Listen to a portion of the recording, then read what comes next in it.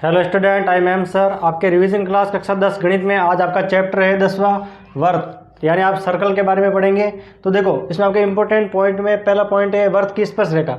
यहाँ से आपका 1 नंबर का सवाल आता है बोर्ड एग्जाम से, ये बेसिक से। ठीक है, तो देखो आपका पहला है वर्त की स्पर्श रेखा। अब वर्त की स्पर्श रेखा क्या होती है? तो किसी वर्त की स्पर्श रेखा वह रेखा है जो वर्त को केवल एक बिंदु पर प्रतिच्छेद करे। यानी आपकी वर्त की स्पर्श रेखा क्या होती है? कोई आपका वर्त है, देखो किसी वर्त की स्पर्श रेखा वह रेखा होती है जो वर्त को केवल सिर्फ एक बिंदु, यानी एक बिंदु P है, यहाँ पर प्रतिच्छेद कर रही है।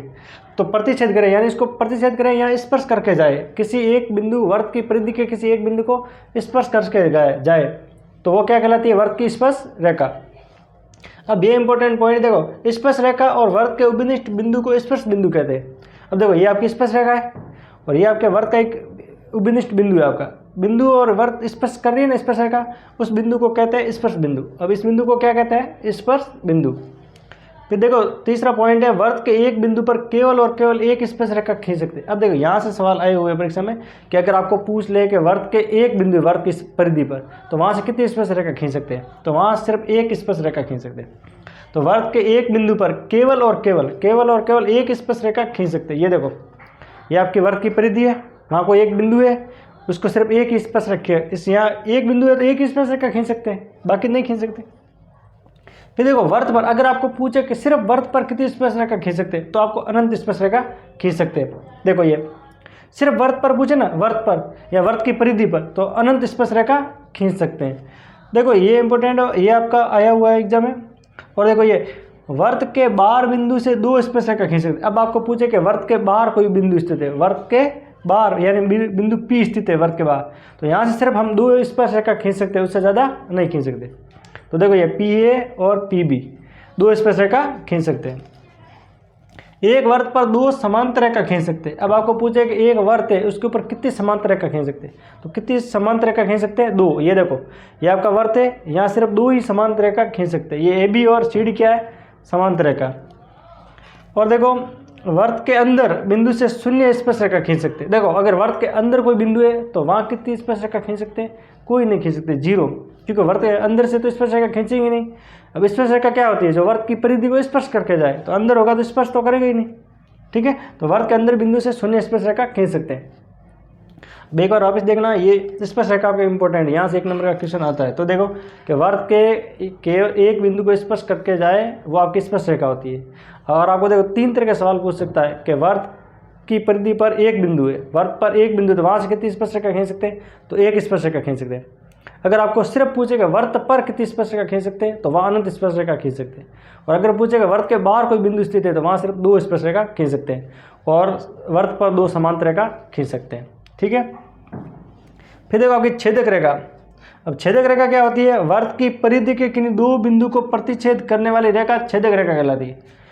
ठीक है, छेदक रेखा ये होती है आपकी, ये देखो ये आपका वर्त है और ये आपके वर्त की परिधि के दो बिंदु A और B को प्रतिच्छेद कर रही है, A और B को प्रतिच्छेद। देखो वर्त की परिधि, ये आपकी वर्त की परिधि होती है। गोल घेरा क्या होता है? वर्त की परिधि के किन्हीं दो बिंदु को A और B है, कोई बिंदु को प्रतिच्छेद करने वाले, प्रतिच्छेद यानी इसको काट के जाए। ठीक है, प्रतिच्छेद करने वाली रेखा छेदक रेखा। अब ये AB है ना, ये आपकी छेदक रेखा होगी। अब देखो वर्त के बाहर बिंदु व अंदर बिंदु से अनंत स्पर्श रेखा खींच सकते हैं। यहाँ अनंत छेदक रेखा होगी। क्या हो जाएगी? यहाँ अनंत छेदक रेखा है, छेदक। देखो वर्त के बाहर बिंदु व अंदर बिंदु से अनंत छेदक रेखा खींच सकते। अगर वर्त के बाहर कोई बिंदु है तो वहाँ पूछेगा कितनी छेदक रेखा खींच सकते हैं, तो अनंत रेखा खींच सकते हैं। देखो बाहर से कितनी भी, छेदक क्या है? वर्त की परिधि को काट के जाएगा, तो कितनी सारी भी छेदक रेखा खींच सकते हैं। अगर कोई अंदर बिंदु है तो वहाँ से भी हम अनंत छेदक रेखा खींच सकते हैं, क्योंकि वर्त की परिधि को काट के जाएगा। तो भले बाहर बिंदु हो या वर्त के परिधि के अंदर हो, तो वहाँ से अनंत छेदक रेखा खींच सकते हैं। ठीक है, फिर ये देखो, ये आपका जो गोल घेरा होता है, ये होता है परिधि। ये क्या होती है? परिधि। और ये देखो, ये आपका O दिख रहा है ना बीचों बीच, ये इसको बोलते हैं केंद्र बिंदु।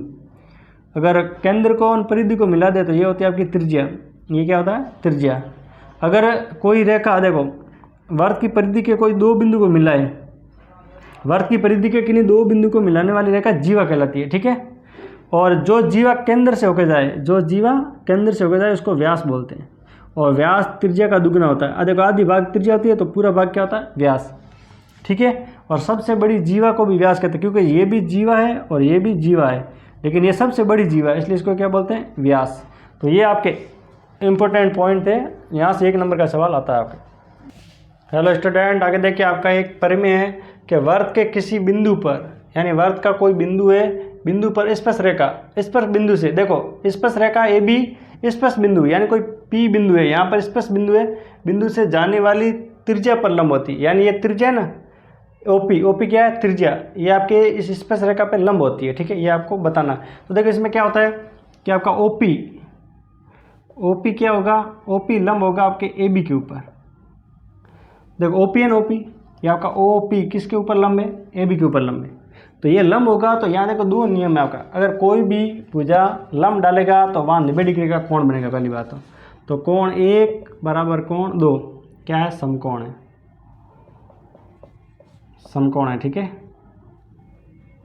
तो देखो कोई भी भुजा किसी पर लंब डालेंगे तो वहाँ 90 डिग्री के कोण बनेंगे, तो ये 1 और कोण 2 क्या है, समकोण है। फिर देखो 90 डिग्री के कोण भी बनेंगे और 2 बराबर भागों में भी बांटेगा, तो आपका ए पी बराबर क्या आ जाएगा, पी बी। ठीक है, ए पी बराबर पी बी। तो देखो ये आपकी त्रिज्या स्पर्श रेखा पर लंब है, आपकी त्रिज्या है ना, त्रिज्या स्पर्श रेखा ए बी पे लंब है। तो देखो स्पर्श रेखा ए पी लंब डालेंगे तो यहाँ 90 डिग्री का कोण बनेगा और 2 बराबर भागों में बांटेगा आपका, तो ए पी बराबर बी पी। तो स्पर्श रेखा को 2 बराबर भागों में बांटेगा लंब। ठीक है, तो स्टूडेंट आगे देखिए आपके प्रश्नावली 10.1 से संबंधित क्वेश्चन है आपका। इसका पहला क्वेश्चन है वर्त पर कितनी स्पर्श रेखा हो सकती है। यहाँ देखो आपका पहला क्वेश्चन है कि वर्त पर कितनी स्पर्श रेखा हो सकती है, यहाँ वर्त पर कितनी स्पर्श रेखा खींच सकते हैं। तो देखो इसका हल आएगा आपका अनंत। देखो यहाँ स्पेशल कुछ नहीं दिया, ना एक बिंदु दिया, ना बाहर बिंदु है, ना अंदर बिंदु है, तो इसका आंसर क्या आ जाएगा, अनंत। ठीक है, इसका आंसर आ जाएगा आपका अनंत। तो अनंत स्पर्श रेखा खींच सकते हैं। अगर यहाँ दिया होता कि वर्त पर एक बिंदु है तो कितनी स्पर्श रेखा खींच सकते हैं, तो एक खींच सकते थे। अगर कोई बाहर बिंदु है वर्त के तो 2 स्पर्श रेखा खींच सकते हैं, और सिर्फ वर्त पर कितनी स्पर्श रेखा खींच सकते हैं, अनंत। दूसरा आपका क्वेश्चन है रिक्त स्थान की पूर्ति कीजिए।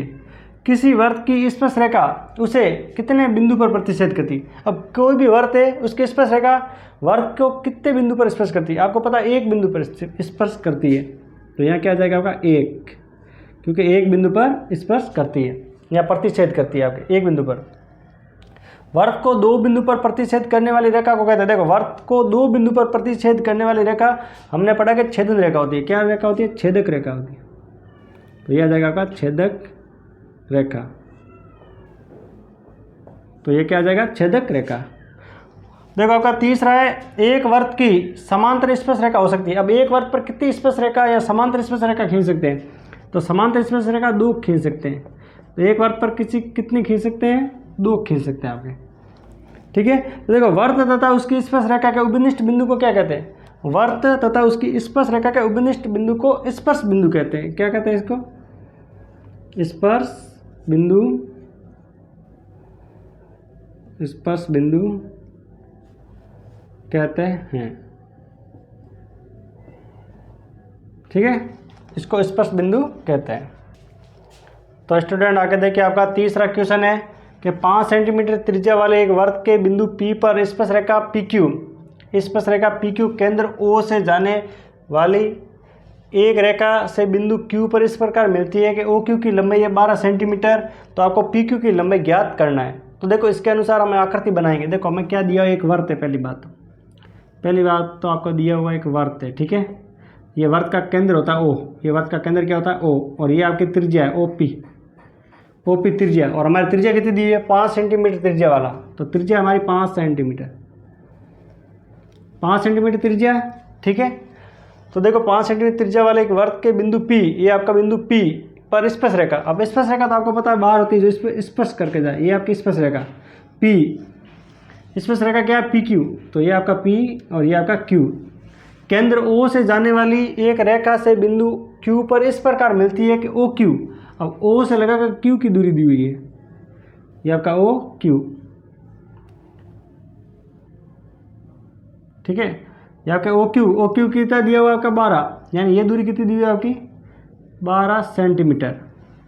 है तो पी क्यू की लंबाई ज्ञात करनी। क्या ज्ञात करना? ये आपको पी की यानी स्पर्श रेखा की लंबाई आपको ज्ञात करनी। तो आपको पता है कि स्पर्श रेखा त्रिज्या पर देख, त्रिज्या स्पर्श रेखा पर लंब डालेगी तो यहाँ 90 डिग्री का कोण बनेगा। ठीक है, तो यहाँ 90 डिग्री का कोण बनेगा। तो आपका देखना इस त्रिभुज में ध्यान से देखना, आपके पाइथागोरस प्रमेय लगेगी। क्या आपको पता है 90 के सामने ये होता है कर्ण, ये क्या होता है? कर्ण। ये होता है आपका लंब और ये होता है आपका आधार। ठीक है, तो देखो त्रिभुज, देखो त्रिभुज आपका POQ में पाइथागोरस प्रमेय, पाइथागोरस प्रमेय। तो पाइथागोरस प्रमेय से हमें पता है पाइथागोरस प्रमेय होती है कर्ण का स्क्वायर, कर्ण का स्क्वायर बराबर होता है लंब का स्क्वायर प्लस होता है आपका आधार का स्क्वायर। ठीक है, तो देख कर्ण का स्क्वायर क्या होता है? देख कर्ण का स्क्वायर बराबर लंब स्क्वायर प्लस आधार स्क्वायर। तो देखो कर्ण का स्क्वायर, कर्ण कितना आपका 12 का स्क्वायर बराबर लंब कितना दिया आपका 5, तो 5 का स्क्वायर और आधार कितना आपका PQ, तो PQ का स्क्वायर। ठीक है, इसमें देखो पाइथागोरस प्रमेय लगेगी। तो पाइथागोरस देखो कर्ण का स्क्वायर होता है, फिर लंब का स्क्वायर, फिर आधार का स्क्वायर। देखो कर्ण या 90 के सामने कर्ण कितना है? 12 सेंटीमीटर।